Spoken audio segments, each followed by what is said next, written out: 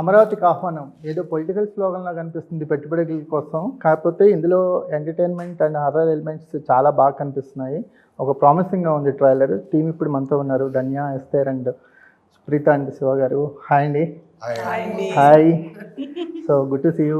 ఏంటి అమరావతికి వెళ్ళొచ్చారు కదా రీసెంట్గా, ఎలా ఉంది అక్కడ రెస్పాన్స్, ఎలా ఉంది title justification? Crazy sir, cave cake అసలు నిజంగా చాలా బాగా అనిపించింది. అక్కడికి వెళ్ళే ఆ లవ్వే వేరు, అక్కడ దొరికే అక్కడ వాళ్ళు ఇచ్చే ఆ లవ్ అఫెక్షన్ మమ్మల్ని ఇంకా గుర్తుపట్టుకొని, మా క్యారెక్టర్స్ని ఇంకా గుర్తుపెట్టుకొని, ఏదో పాత సినిమా నేను చేసిన రాజుగారి గది సినిమా, జయ జానకి నాయక, ఇవన్నీ గుర్తుపెట్టుకొని ఆ క్యారెక్టర్ పేరు గుర్తుపెట్టుకొని మరీ మాట్లాడించి, అయ్యో ఆ లవ్ చూస్తే ఓకేరా, సరే మనం కరెక్ట్గానే వెళ్తున్నాం, డైరెక్షన్లోనే వెళ్తున్నాం మన కెరియర్లో, అయితే ఇంకా వెనకడుగు పెట్టకూడదు, ఏం డౌట్ రాకూడదని. హైదరాబాద్లో ఉంటే జడ్జిమెంట్ రాదు సార్, ఏంటి చేస్తున్నావు కరెక్ట్గా ఉందా ఏంటి, యాక్షన్కి రియాక్షన్ ఉందని అనిపిస్తుంది, అక్కడే వస్తుంది సార్. అది Vijayawada and Amaravati pure love. So ఏంటి షో గారు, ఏంటి టైటిల్కి జస్టిఫికేషన్ ఎలా చేస్తారు? యాక్చువల్లీ అమరావతికి ఆహ్వానం అనేది రిథమింగ్ బాగుంది. అప్పుడు చంద్రబాబు నాయుడు గారు ఎక్కువ అమరావతికి ఆహ్వానం అంటూ ఉండేవాడు, పెట్టుబడుల కోసం ఆయన అంటూ ఉండేవాడు. మనం ఈ స్లోగన్తో సినిమా తీస్తే ఎలా ఉంటుందని ఒక ఐడియా. ఓకే. సో యాక్చువల్గా అయితే ఏంటంటే ఈ కథలో అమరావతి అనే ఊరి నుంచి ఒక ఇన్విటేషన్ వస్తుంది ఈవిడికి, మా మరదలకి. అమ్మాయి నా మరదల క్యారెక్టరు, యూట్యూబర్ అనమాట. దేయాలు ఉన్నాయా లేవా ఈ టైపు టింగర్ పనులు, గోస్ట్ అంటారు. So that way, so to protector నేను ధన్య వైఫ్ అండ్ హస్బెండ్ మరదలు మా ఫ్యామిలీ వెళ్తుంది. So story starts with us, get entry into Esther story. Kanchana kind of movie అనుకోవచ్చా? కాంచనా, కాంచనా 1, 2, 3 ఆ సిరీస్ ఉంది కదా కొంత, అలాగే మన కూడా అంటే. సో టోటల్గా హర్రర్ మూవీ కాదు, థ్రిల్లర్ ఉంటుంది, కామెడీ ఉంటుంది, ఫ్యామిలీ ఎంటర్టైనర్గా ఉంటుంది. హర్రర్ ఎలిమెంట్స్ ఉంటాయి కదా? ఉంటాయి, బట్ నాట్ 100% హర్రర్ సినిమా కాదు. చంద్రముఖి కథ ఉంటుంది కంటే హర్రర్ మూవీ కదా, బట్ అట్లానే కాంచనా కూడా అలాగే. ఓకే. నీకు రిలేటబుల్ ఫ్యాక్టర్స్ ఏంటి సుప్రీత? క్యారెక్టర్తోనా అంటే ఆ క్యారెక్టర్ నేను ప్లే చేస్తున్న అన్ని రోజులు నన్ను నేను చూసుకున్నట్టే ఉందన్నమాట. So I'm the problem maker, కానీ in real life I'm not the problem maker. కానీ ఆ తింగర్తనం, ఫ్యామిలీతో ఆ కనెక్షన్, దట్ యూట్యూబర్, అదంతా ఈజ్ వెరీ రిలేటబుల్. తింగర్తనాన్ని అడ్మిట్ చేస్తావు అయితే? Yeah very much admitted, very much admitted. అది నేను కాదు అని చెప్పినా ఎవరు నమ్మరు, సో అడ్మిట్ చేశా. సో ఎలా అనిపిస్తుంది అంటే కెరియర్ స్టార్ట్ అయింది, గుడ్ స్టార్ట్ అనుకోవచ్చా? యా, అందరూ అదే హోప్తో కదా సార్ ఏదైనా ఒప్పుకుంటారు. సో అంటే మీకు ఫ్యామిలీలోని సురేఖవాణి గారి గైడెన్స్ కానీ, అంటే మీ ఫాదర్ కూడా డైరెక్టర్ కదా, సో మీకు మీ ఫ్యామిలీలో యాంబియన్స్ ఉంది, సినిమా యాంబియన్స్ ఉంది కదా, సినిమాలోకి రావాలనుకున్నప్పుడు how you prepare yourself, ఎలా ప్రిపేర్ అవుతావు? అంటే డెఫినెట్గా హోంవర్క్ ఉంటుంది. ఇట్లా అంటే యాక్టింగ్ ఎట్లా చేయాలి, కెమెరా ముందు ఎలా ఉండాలి, సెట్స్లో చిన్నప్పటి నుంచి పెరిగినా కానీ నేను కెమెరా ముందు యాక్ట్ చేస్తున్నప్పుడు అది కంప్లీట్ డిఫరెంట్ ఎక్స్పీరియన్స్. సో ఆ హోంవర్క్ ఉంది కాబట్టే ఈ సినిమాలో నేను కొంచెం బెటర్గా పర్ఫామ్ చేయగలిగాను. స్క్రీన్ మీదకి రాకముందే ఆఫ్ స్క్రీన్ ఒక ఇమేజ్ నేను తెచ్చుకున్నావు కదా, అది అడ్వాంటేజ్ డిసడ్వాంటేజ్? రెండూ ఉన్నాయి సార్, అడ్వాంటేజ్ ఉంది, డిసడ్వాంటేజ్ ఉంది. డిసడ్వాంటేజ్ ఎట్లా అంటే జనాలు ఒక నెగిటివ్ ఇంప్రెషన్లో ఉంటారు, కొంచెం నెగిటివిటీ ఉన్న వాళ్ళకి అది డెఫినెట్గా నెగిటివ్ ఇంప్రెషన్. కొంతమంది అరే సుప్రీత సినిమా రిలీజ్ అవుతుందిరా వెళ్ళి చూద్దాము అనుకునే వాళ్ళు, అది పాజిటివ్ ఎలిమెంట్ ఉంటుంది. సో రెండూ ఉంటాయి. అంటే ఎవరైనా సరే స్క్రీన్ మీదకి వచ్చిన తర్వాత ఆ క్యారెక్టర్ త్రూ ఇమేజ్ని తెచ్చుకుంటారు. ఒక ఇమేజ్తో ఇంట్రడ్యూస్ అవటం అనేది రేర్ సినారీ. నువ్వు అలా, నీ కెరీర్ అలా ఉంది. అవును. సో ఏంటి దాన్ని ఎలా హ్యాండిల్ చేస్తున్నావు? అంటే చాలా చిన్న ఏజ్, నెగిటివిటీని తట్టుకుంటున్నావా, లేకపోతే దాన్ని ఇగ్నోర్ చేస్తున్నావా, లేకపోతే యాక్సెప్ట్ చేస్తున్నావా? యాక్సెప్ట్ అయితే ఎవరు చేయరు నెగిటివిటీని. సో డెఫినెట్గా దాన్ని ఇగ్నోర్ చేస్తేనే మన లైఫ్ కొంచెం పీస్ఫుల్గా ఉంటుంది. ఎందుకంటే నెగిటివిటీని తీసుకొని బ్రెయిన్ హీట్ ఎక్కిపోయింది. So I'm just ignoring the negativity. నన్ను ఇంటర్వ్యూస్ లో అడుగుతున్నారు ఎందుకు అమ్మాయిని నెగిటివ్ లైట్ లో చూస్తే ట్రోల్ చేస్తారు. ఎందుకు అది తను ఎంత బంగారం తెలుసా షూట్ లో అందరినీ చూసుకోవడం, నీకేం కావాలి, నీకు ఈరోజు బిర్యానీ తెప్పించానా అని అందరికి తెప్పించడం, నేను వండి పెడతానని ఇంట్లో నుంచి వండి తీసుకొస్తుంది సార్. అండ్ అంటే ఏదో ఒకటి, ఇప్పుడు నా దగ్గర జ్యువెలరీ లేదు, ఇక్కడికి వచ్చాను ఇట్లా జ్యువెలరీ మర్చిపోయాను, తనంతా తీసుకొని పెట్టేస్తుంది, నీకేం కావాలో తీసుకో అక్క పర్లేదంటది. అంటే అంత మంచి మనిషి, is a very beautiful human being అబ్బా. నేను అంటే చెప్పడానికి ఏదో తన ఇమేజ్ ని మళ్ళీ ఇది కాదు అని చెప్పడానికి కాదు. అదే ఐ ఫీల్ నాకు నేను ఇప్పుడు ఇండస్ట్రీలో చూసిన దాన్ని బట్టి కానీ లేదా జడ్జ్మెంట్ చేసే ఒక ప్యాటర్న్ ని చూస్తే I feel the more you are calculative the more you are judge as a good person. మీరు ఎంత ఫిల్టర్స్ వేసుకుని ఆలోచించి, అప్పుడు చాలా మందిని చాలా మంచి హ్యూమన్ బీయింగ్ అని చెప్తారు చూడు బయట జనాలు, వాళ్ళ రియల్ నేచర్ మాకు తెలుసు. ఇండస్ట్రీ పీపుల్ని బయట ఎంత మంచోళ్ళు అమ్మాయికి కానీ అబ్బాయికి కానీ బయట మంచి టాక్ ఉన్న వాళ్ళు నిజంగా we know how good or how bad they really are. And how are they maintaining, ఎలా జనాలు వాళ్ళు మంచోళ్ళు అనుకుంటున్నారు. ఏదో ఒక నిజాయితీ ఉండాలి కదా, అసలు ఏం లేదు ఇలాంటి రూమరా అని నాకు చాలా బాధేసింది. ఎవరో I think it's only because she is not pretending. అంటే ఇక్కడ ఒక చోట ఆమె సోషల్ మీడియాలో ఒక చోట I think, and maybe she has not faked herself, she has not represented herself. అంటే నేను ఇలా కనిపించాలి జనాలకి అని ఆలోచించి బిహేవ్ చేయలేదు, ఎలా ఉందో అలాగే ఉంది. కాబట్టి వాళ్ళ ఫ్యామిలీ అట్మాస్ఫియర్ నుంచి ఏదో ఒక సింపతి ఎక్స్పెక్ట్ చేశారు, అది దొరకపోయేసరికి నెగిటివిటీ అయింది. ఎవరు సింప్లీ అంటే సో సురేఖవాణి గారి మీద కూడా కొన్నిసార్లు చాలా నెగిటివ్ కామెంట్స్ వస్తే తను సైబర్ క్రైమ్ లో కూడా కేసెస్ పెట్టడం జరిగింది. కంప్లైంట్ పెట్టలేదు సార్, పెడదామని అనుకున్నారు. కొన్ని వీడియోస్ ని కొన్ని ఇప్పుడు అదేంటో ట్విట్టర్ లాగా ఇంకొకటి ఏదో వచ్చిందంట, దాంట్లో అదేదో వైరల్ అవుతుంది. అండ్ మొన్నెవడో ఫోన్ చేసి వాడేవో చాలా షిట్ మాట్లాడాడు. సో పెడదాం అనుకున్నాము. ఎలా హ్యాండిల్ చేస్తారంటే ఎవరో తెలియని పర్సన్ మీ మీద ఇష్టం వచ్చినట్టు కామెంట్ చేస్తుంటాడు. దాన్ని తీసుకోవటం అనేది చాలా కష్టం అసలు. అంటే రెస్పాండ్ అయిన కొద్దీ అవి పెరుగుతూ ఉంటాయి కదా.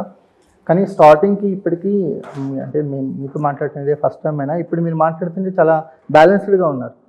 సో స్టార్టింగ్లో చాలా రియాక్ట్ అయి ఉంటారు కదా.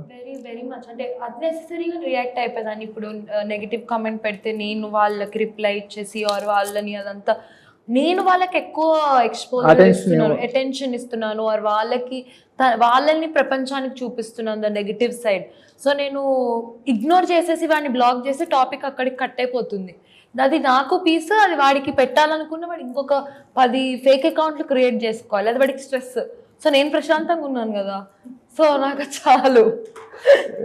సో అమ్మ కూడా అంటే తను కూడా చాలా నెగిటివిటీని తీసుకొని అంటే మనిషిని ఇప్పుడు మీరు కొట్టి ఆ పాటలో కొన్ని రోజుల తర్వాత అది అయిపోతుంది.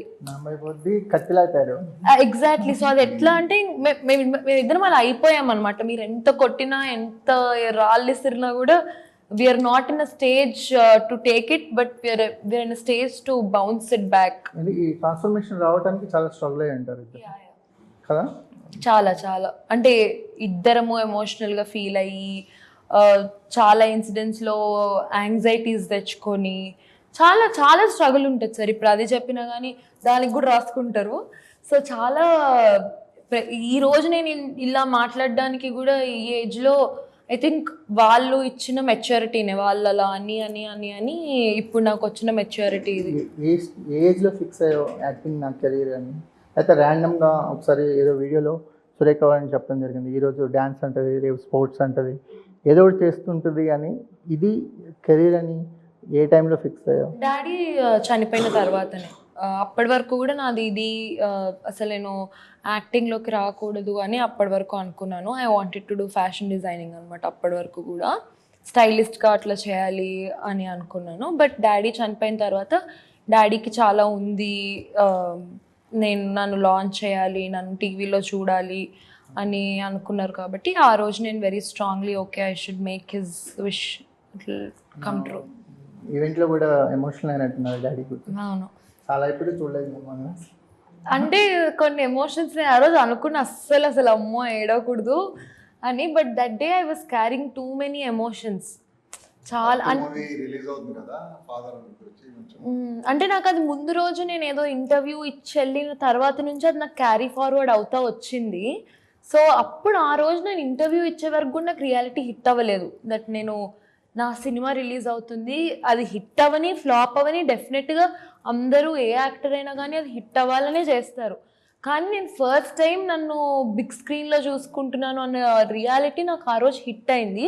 తర్వాత ప్రీ రిలీజ్ రోజు చాలా మిక్స్డ్ ఎమోషన్స్ ఉన్నాయి. అండ్ ఇంకా డాడీది అది వచ్చేసరికి ఇంకా అసలు ఆగలేదన్నమాట. సో మీ డాడీ లాంచ్ చేయాలనుకున్నారు కదా మిమ్మల్ని. అవును. So super. మీరు అంటే మీ ఇద్దరు కెరియర్స్ని చూస్తే ఎక్కడ ఒక టైప్ కాస్ట్ ఉండదు, at the same time boundaries లేకుండా వర్క్ చేస్తూ ఉంటారు కదా. సో అవి నెంబర్ ఆఫ్ ఆపర్చునిటీస్ ఇస్తాయి, అట్ ద సేమ్ టైం కొత్త క్యారెక్టర్స్ని ఆఫర్ చేస్తూ ఉంటాయి. So how excite these characters Dhanya గారు? అంటే ఈ క్యారెక్టర్ ఎలా అంటే మీ ఎవ్రీ క్యారెక్టర్ కూడా ఏదో టైప్ కాస్ట్గా ఉన్నట్టు ఉండదు, మీ చూస్ చేసే క్యారెక్టర్స్ కానీ. ఇంకా టైప్ కాస్ట్ అయిపోతే ఇంకా ఒక టైం తర్వాత పని రాదు కదా, ఇంకా ఆఫర్స్ రావడం ఆపేస్తారేమో అని చిన్న భయం. I want work to go on.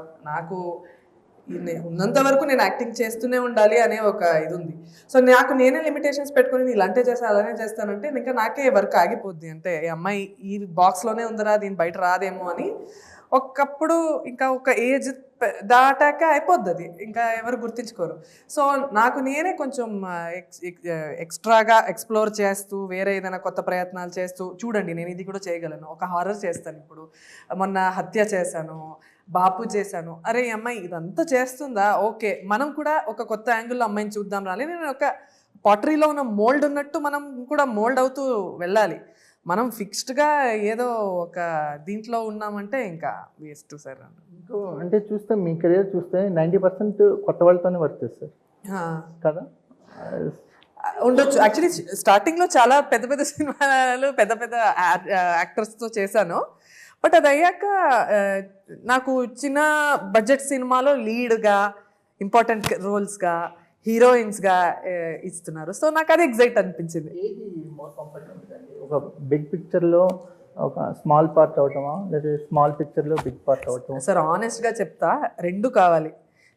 నేను ఎలా చూస్ చేసుకుంటా అంటే ఒక 3-4 ఫిల్మ్స్ చిన్న సినిమా, అంటే చిన్న బడ్జెట్ సినిమా, చిన్న సినిమా కాదు చిన్న బడ్జెట్ సినిమా చేశానంటే ఒక 2-3 సినిమా పెద్దది చేద్దాంరా, అక్కడ కొంచెం ఆడియన్స్కి కూడా మనం గుర్తవుతాం కదా, ఓకే అమ్మాయి ఉంది. సో మళ్ళీ ఆ ఆడియన్స్ని తీసుకొచ్చి చిన్న చిన్న సినిమాని చూస్తారు, అరే ఈ అమ్మాయి ఆ సినిమాలో చేసింది కదా, ఈ సినిమా బెటరా అంటారు. కంటెంట్ వైజ్ సినిమాలు ఉంటే చాలా అందరు కొత్త వాళ్ళతో వర్క్ చేస్తుంటారు. అంటే ధన్య ఫిట్ ఇన్ ఎవ్రీవేర్ అలాగా అనిపిస్తుంది. అది ఉంటే చాలు సార్. మీకు ఆ న్యూస్ వచ్చిందంటే మీ చెవి దాకా నాకు వెరీ హ్యాపీ, నేను సక్సెస్ అయినట్టే. ఏంటి ఈ క్యారెక్టర్ ఎలాంటి ఎక్స్పోజర్? ఒక సింపుల్ ట్రెడిషనల్ హౌస్ వైఫ్, తన ఫ్యామిలీని చాలా చాలా లవ్ చేసి తన చెల్లి మీద చాలా ప్రేమ, ఒక తల్లిలాగా చూసుకుంటుంది. మాకు పేరెంట్స్ లేరు సినిమాలో, సో నేను నా చెల్లిని చాలా ప్రేమిస్తాను. అంటే చాలా ప్రొటెక్టివ్ నేచర్ అనమాట. అమ్మాయి కొంచెం తన ఏజ్ వల్ల తింగరి పని చేస్తూ ఉంటుంది సుప్రీత క్యారెక్టర్. సో అలా ఒక ప్రాబ్లంలో ఇరుక్కుంది. అండ్ నేను sir character we go to save her అనమాట. మీరు భయపెడుతున్నట్టున్నారు, మీరు భయపెడుతున్నట్టున్నారు. అలా ఏం లేదండి, నాట్ రియలీ. అలా చూస్తే థర్ క్యారెక్టర్ ఆల్సో భయపెడుతున్నట్టుంది. ఇంకా ఈ సినిమాలో అంటే everybody has shades, and as the script progresses అది షేడ్స్ మారుతూ ఉంటాయి అన్నమాట. సో ఎవరిని భయపెడతారు, అసలు నిజంగా భయపడాల్సిన వాళ్ళు ఎవరు, what is the reason behind it, all these things are quite interesting in the film. ఒక క్యారెక్టర్లోకి మీకు ఆఫర్ వచ్చినప్పుడు ఏం చూస్తారండి, అంటే రెమ్యునరేషన్ కాకుండా? యాక్చువల్లీ నాకు రెమ్యునరేషన్ లాస్ట్ ఫ్యాక్టర్ అయిపోతుంది. ఆఫ్ కోర్స్ డబ్బు కావాలి, but it is not that డబ్బు ఇస్ ద ఫస్ట్ ఫ్యాక్టర్. డబ్బు is not even the third factor actually. First ఎప్పుడు ఈ మధ్య మేనేజర్స్ ఉంటే కానీ లేదా సినిమా అనేటప్పుడు అప్రోచ్ అవుతేనే, హలో మేడం మీకు ఒక సినిమాకి అనుకుంటున్నాము, మీరు ఎంత తీసుకుంటారండి ఒక సినిమాకి అని అడుగుతారు. అది ఎలా చెప్తామంటే ఒక్క సినిమాకి అనేది ఎంత ఒక అబ్స్ట్రాక్ట్ వర్డ్ అంటే ఆ ఒక్క సినిమా అర్థం కాదు. అంటే ఆ సినిమాలో నాకు ఎన్ని రోజుల వర్క్ ఉంది, ఆ సినిమాలో మీరు చెప్పినట్టు because we are not fitting into a box. అంటే ఆ సినిమా అనగానే నేను ఊహించుకోను దట్ నేనే దాంట్లో హీరోయిన్ అంటే నాకు ఒక మినిమం 30 days వర్క్ ఉంటుంది, అయితే నేను ఒక సినిమాకి ఇంత తీసుకుంటానని నేను ఊహించుకోను. సో నాకు ఫస్ట్ తెలియాల్సింది ఏంటంటే సినిమా దేని గురించి, సినిమాలో ఎవరెవరు ఉన్నారు, డైరెక్టర్ ఎవరు, ప్రొడ్యూసర్ ఎవరు, టీం ఎవరు, ఈ సినిమా దేని గురించి ఉంది, ఆ సబ్జెక్ట్లో నేను ఎక్కడున్నాను, ఇవి తెలిసాక ఓకే దాన్ని ఎలా తీయబోతున్నారు, ఎక్కడ తీయబోతున్నారు, ఇవన్నీ అయ్యాక లాస్ట్కి నాకు ఎన్ని నెంబర్ ఆఫ్ డేస్ వర్క్ వస్తుంది దాన్ని బట్టి డబ్బులు చెప్పొచ్చు. అంతేగాని నేను ఓకే నాకు 5 days అయినా ఇంతే 10 మీరు ఏదైనా చేసుకోండి నాకు సంబంధం లేదు. క్యారెక్టర్ కూడా చెప్పరు, మదర్ క్యారెక్టర్ అండి, వదిన క్యారెక్టర్ అండి, 5 days వరకు ఉంటుందండి అంటారు. అసలు ఎలా మీరు నాకు తెలియదు, but that is the trend. So that means అలా మాట్లాడుతున్నారంటే మెజారిటీ పీపుల్ అదే గేజ్ మీద వర్క్ చేస్తున్నారనే కదా మీనింగ్. బట్ నాకు అలా వర్కౌట్ అవ్వదు. ఇంకో నేను విన్నాను ఏంటంటే చాలా ఆర్టిస్టులు, నోన్ ఆర్టిస్ట్ ఏమన్నా కంటెంపరీసే సినిమాకి వస్తారు, మిగతా కథ చెప్తాను, నాకు వద్దు, నాకు నా డైలాగ్స్ చెప్పండి, నేను చెప్పి వెళ్ళిపోతాను అంటారు. మీరు ఎలా కథ మొత్తం తెలుసుకుంటారా? నాకు మొత్తం కావాలి. I want to no full story ఏంటనేది నాకు తెలిసి ఉండాలి. డీటెయిల్డ్గా కాకపోయినా, నాకు దానికి పూర్తిగా సంబంధం లేకపోయినా ఓవరాల్గా తెలిసి ఉండాలి కథ దేని గురించి, what is going on and how is my character contributing to the story. If I'm the main person then I want to know everything in detail. Because నాకు ఇప్పుడు సడన్గా షూటింగ్ చేసేటప్పుడు మనం ఇదే సీన్ తర్వాత ఇదే సీన్ అని చెయ్యము, ఇది ఆ సీన్ అండి దీని తర్వాత చేస్తాం కదా అది అనేటప్పుడు నాకు తెలిసి ఉండాలి కదా దీని ముందు ఏమేమేమి జరిగింది కథలో, దీని తర్వాత ఏమేమి అవుతుంది. అందుకు నేను ఈ సీన్ ఎంత ఇంటెన్సిటీతో ఎలా డెలివర్ చేయాలి, నేను ఈ సీన్లో ఎలా కనబడాలి అన్నీ నాకు ఆల్రెడీ తెలిసి ఉండాలి. అది తెలియాలంటే నేను మొత్తం స్టోరీ నాకు తెలిసి ఉండాలి. సో నాకు సంబంధం లేదు, నేను నాలా రెడీ అయిపోతాను. ఎంతో ఆర్టిస్టులు సాడ్ సీన్కి కూడా blush on, dark lipstick, eyeliner అన్నీ వేసుకుని, హాస్పిటల్ సీన్లో చచ్చిపోయే సీన్లో కూడా ఐలైనర్, బ్లష్ ఆన్ వేసుకున్నాను. సో అలాంటి ఇర్రెలవెంట్ పర్ఫార్మెన్స్, ఇర్రెలవెంట్ అంటే నాకు నా డబ్బులు వచ్చాయి, నేను వచ్చానా వెళ్ళిపోయాను, నాకేంటి, నాకు సంబంధం, అది డైరెక్టర్ చూసుకోవాలి, అది డైరెక్టర్ పని, కంటిన్యూటీ అసిస్టెంట్ డైరెక్టర్ పని, ఆ డైలాగ్స్ ఇంకో అసిస్టెంట్ డైరెక్టర్ పని, నా పని కాదు. నా పని ఓన్లీ వచ్చి అటెండెన్స్ ప్రెజెంట్ సార్ అని చెప్పారా ఇవన్నీ తెర మీద మేము చూడాలి కదా, ఆర్టిస్ట్ చూడ. Actually it is I feel personally because the school I come from, నా గురుగారు గురించి నేను నేర్చుకున్నది కానీ, నేను అడ్మైర్ చేసిన మనుషుల నుంచి కానీ నేను నేర్చుకున్నది ఇది. ఒక్కసారి నేను ఒక ప్రాజెక్ట్ని నాది అని ఒప్పుకున్నాక దాంట్లో నాకు 5 days ఉండని, 4 days ఉండని, it is not the number of days, it is not the amount of payment నాకు వచ్చింది కాదు. ఈ సినిమాని నేను ఒప్పుకున్నాను, దాంట్లో నేను ఒక రోల్ ప్లే చేస్తున్నాను, ఆ రోల్ కోసం కానీ ఆ ప్రాజెక్ట్ కోసం కానీ ఒక టీం నన్ను నమ్మింది అన్నాక ఆ సినిమా స్క్రీన్ మీద వచ్చేంత వరకు దాని యాక్చువల్ పర్పస్ ఏంటి, సినిమా స్క్రీన్ మీద రావటం ఇస్ ద పర్పస్. అది స్క్రీన్ మీద వచ్చేంత వరకు మనం అందరూ ఆ సినిమాలో ఉన్నాం, ఆ సినిమా ఆ లెవెల్కి వచ్చేంత వరకు ఆ సినిమాని పుష్ చేయాలనేది ఇస్ మై. సో అప్పుడు నాకు సంబంధం లేదు, ఎవరేమన్నా సరే నా డైలాగ్స్ నాకు చెప్పండి, ఏబిసిడి అనేస్తాను నేను. అందుకే నేను తెలుగు కూడా నేర్చుకున్నాను, ఎందుకంటే ఐ యూస్ టు ఫీల్ ఎంతో దూరం నుంచి ఇక్కడ దాకా వచ్చి ఇక్కడ నిలబడి ఒక సో అండ్ సో డైరెక్టర్ నన్ను ఇంతలా నమ్మి అన్ని ఇచ్చాక నేను ఏబిసిడి చెప్పేస్తాను, నాకేం సంబంధం, ఐ డోంట్ కేర్, నచ్చితే నచ్చుతాను లేకపోతే లేదు. అలాంటి యాటిట్యూడ్ నేను క్యారీ చేయడం నాకు నచ్చదు. I always feel we have to be grateful. I'm here, ఇక్కడ నీళ్ళు తాగుతున్నాను, ఇక్కడ ఉప్పు తింటున్నాను, జనాల ప్రేమ పొందుతున్నాను, బ్లెస్సింగ్స్ తీసుకుంటున్నాను, ఒక ఐడెంటిటీ ఎంజాయ్ చేస్తున్నాను అనేటప్పుడు ఆ మనుషులతో ఏమండి ఎలా ఉన్నారు, తిన్నారా, భోజనం చేశారా అని అడిగేంత లాంగ్వేజ్ నాకు వచ్చి ఉండాలి. It is my responsibility to be a person to all these people who are contributing in whatever I am today. అది నా బాధ్యతలా నేను తీసుకుంటాను. సో నైస్ అండి. శివ గారు, మీరు ఏంటి సార్ అది సినిమా అంటే సినిమా చేస్తూనే ఉంటారు, ఆ సినిమాకి అది హిట్టా లేకపోతే అది ఆడుతుందా ఆడదా అనేది కాకుండా సినిమా మీద ప్యాషన్ మాత్రం కంటిన్యూ అవుతుంది, ఎప్పుడు రెస్ట్లెస్గా అనిపించలేదా మీకు? ఎక్కువేం చేయట్లేదు, ఇయర్లీ 1 చాలా మంది చేయట్లేదు సార్. నేను సీరియల్ కూడా ప్రొడ్యూస్ చేస్తున్నాను, అంటే వీ హ్యావ్ ప్రొడక్షన్ హౌస్ పర్ఫెక్ట్గా, బిజినెస్గానే చేస్తున్నాం. వర్కౌట్ అవుతుందా బిజినెస్? ఏదో ఒక రోడ్డు వర్కౌట్ అవుద్ది. రియల్ ఎస్టేట్ బిజినెస్ కూడా ఫస్ట్ 2-3 వెంచర్లు వర్కౌట్ కాల, 4వ వెంచర్ నుంచి బాగా పికప్ అవుతుంది. ఓ అలా చూస్తున్నారు దీన్ని. ఫస్ట్ మణిరత్నం గారు 4 సినిమాలు ఫ్లాపే కదండి, తర్వాత కదా మనకు తెలిసింది. అంటే ఏంటి సినిమా బై సినిమా ఏం నేర్చుకుంటున్నారు? ఒక సినిమా ఫ్లాప్ అయింది, నెక్స్ట్ సినిమాకి ఏం అప్గ్రేడ్? ఇంకో జోనర్ ట్రై చేద్దాం. ఇప్పుడు చేసినవన్నీ కూడా సేమ్ జోనర్ చేయలేదు, చేయలేదు. ఒక ఫస్ట్ అక్కడ ఒక థ్రిల్లర్ జోన్ తీసాం, తర్వాత ఒక ఫ్యామిలీ డ్రామా చేసాం రాఘవరెడ్డి అని, తర్వాత పొలిటికల్ డ్రామా ఒకటి మధురపూడి గ్రామం అని నేను చేశాను, ఒకటి భోజ్పూరి తెలుగు ట్రై చేసాం. సో ఓకే, కొన్నిసార్లు వస్తున్నాయి కొన్నిసార్లు. బట్ ఈ కథ చెప్పాలని అంటే ఏంటి, ఆ స్ట్రాంగ్ ఎలిమెంట్ ఏంటి? అంటే ఇప్పుడు హర్రర్ జోనర్తో అయితే ఇప్పుడు మనం పెద్ద పెద్ద సినిమాలని కాంపీట్ చేయాలంటే ఒక చిన్న ఈ హర్రర్ సినిమాలు కొంచెం దీనికి ఏంటంటే ఇది కాస్టింగ్ ఎవరని కూడా చూడరు. హర్రర్ సినిమాలు చూసేవాళ్ళు అన్ని భాషల్లో కూడా ఈ సినిమా వెళ్తారు. సో మనకు చాలామంది ఆర్టిస్టులు తెలియదు, ఇప్పుడు ఇంగ్లీష్ సినిమాలు చూస్తుంటారు కానీ వాళ్ళు హర్రర్ ఎంజాయ్ చేస్తుంటారు. హర్రర్కి థ్రిల్లర్కి జోనర్ ఉంటుంది. ఈవెన్ ఓటీటీలో కూడా దీనికి ఒక డిమాండ్ ఉంది. సో ఇది ఒక సేఫ్ జోనర్ అని నేను ఇది దీంట్లో పోదామని జీవేకి మన డైరెక్టర్కి చెప్పి, సో ముందు ఐడియా ఇలా తీసుకుందాం, ఇదైతే మనకు బెటర్ అనే ఉద్దేశంతో ట్రై చేస్తున్నాం. అంటే ఈ కథ ఏదైనా రిలవెన్స్ ఉందా, ఏదైనా బిఫోర్ కథలకి ఏమన్నా అలా అనిపించే అవకాశం ఉందా? అట్లా ఏం లేదు, ఇట్స్ ప్యూర్లీ కమర్షియల్ అండి. ఇప్పుడు కాంచనా ఇలాంటి కథలు. సో బేస్ ఏంటంటే అట్లా మనం మళ్ళీ రొటీన్ హర్రర్ మూవీ కూడా కాదు. ఒక పెద్ద ఇల్లు చూపించి పాత పడిన బంగాళ అందులో చచ్చిపోయి వాళ్ళ తర్వాత టైటిల్ చేసి మళ్ళీ ఇంకోటి బ్యాచ్ వెళ్ళిపోయి వాళ్ళు అట్లా బయటకు వచ్చారు, ఆ టైప్ కూడా కాదు ఇది. సో కొంచెం అది ఫ్యామిలీ స్టోరీ ఉంటుంది, దాంతోపాటు ఒక క్యూట్ ఫీలింగ్స్ ఉంటాయి. ఒక వైఫ్ డాటర్ లాంటి మరదలు, వీళ్ళు ఎట్లా how they get in to trouble and how they came out of it అన్నట్టు. ఆర్టిస్ట్గా ఏం చూస్తున్నారు సార్, గ్రోత్ ఎలా చూస్తున్నారు ఆర్టిస్ట్గా? మీ సెల్ఫ్ అనాలిసిస్ ఏంటి అండి ఆర్టిస్ట్గా మీరు? అంటే సినిమా బేస్ సినిమా గ్రోత్ అనేది మీ సెల్ఫ్ అనాలిసిస్ ఏంటి? నాకు ఈ సినిమా ఇందులో మంచి వేరియేషన్ ఉంటుంది. నాకే కాదు, ఒక 5 క్యారెక్టర్లు అండి. Just like text book movie కాకుండా హీరో హీరోయిన్ అట్లా ఉండదు. ఈ 5 క్యారెక్టర్లు ఎట్లా వేరియేషన్ అవుతుంది, ఎట్లా అందరికీ కూడా ఆర్టిస్ట్కి స్కోప్ ఉంది, బాగా యాక్ట్ చేసే స్కోప్ కూడా ఉంది. ఒక స్మూత్గా ఉంటూ ఎట్లా వైలెంట్గా మారుతుంటారు, మళ్ళీ అట్లా ఆ విధంగా అందరికీ మంచి పేరు వస్తుంది. ఓకే ధన్య గారు, అంటే ఏమన్నా ట్విస్టర్స్ అన్నీ మీ చుట్టూ తిరుగుతూ ఉంటాయా? అలా అనిపిస్తుందా? గెస్ట్ చేసేసారు అయితే.